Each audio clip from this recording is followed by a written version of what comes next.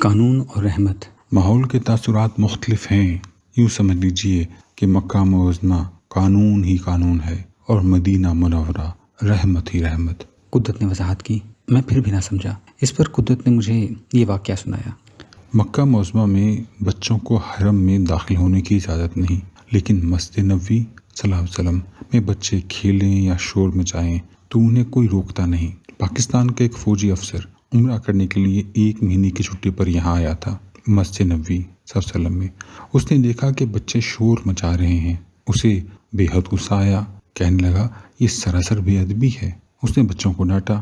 اس پر اس کے ساتھی نے، جو مدینہ منورہ کی ڈسپنسری کا ڈاکٹر تھا، اس کو منع کیا کہ بچوں کو نہ ڈانٹے۔ افسر نظم و نسق کا متوالا تھا، اس نے ڈاکٹر کی انسنی کر دی۔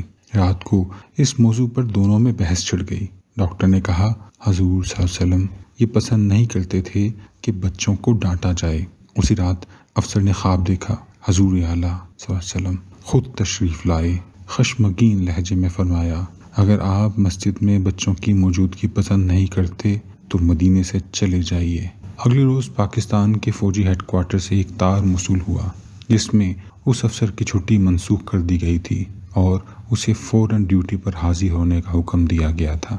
آپ کو اس واقعے کا کیسے پتہ چلا؟ میں نے قدرت سے پوچھا۔ مجھے ڈسپنسری کے ڈاکٹر نے بتایا جس کے پاس وہ افسر ٹھہرا ہوا تھا۔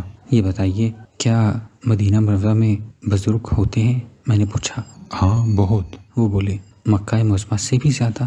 ہاں غالباً زیادہ، لیکن لوگ ظاہر نہیں ہوتے۔ اگر آپ کو کسی بزرگ کا پتہ ہو تو ملوا دیجیے۔ میری بڑی خواہش ہے کہ مدینے کے کسی بزرگ سے ملوں۔ ہاں، قدرت نے جواب دیا، ایک بزرگ کو میں جانتا ہوں۔ کون ہے وہ؟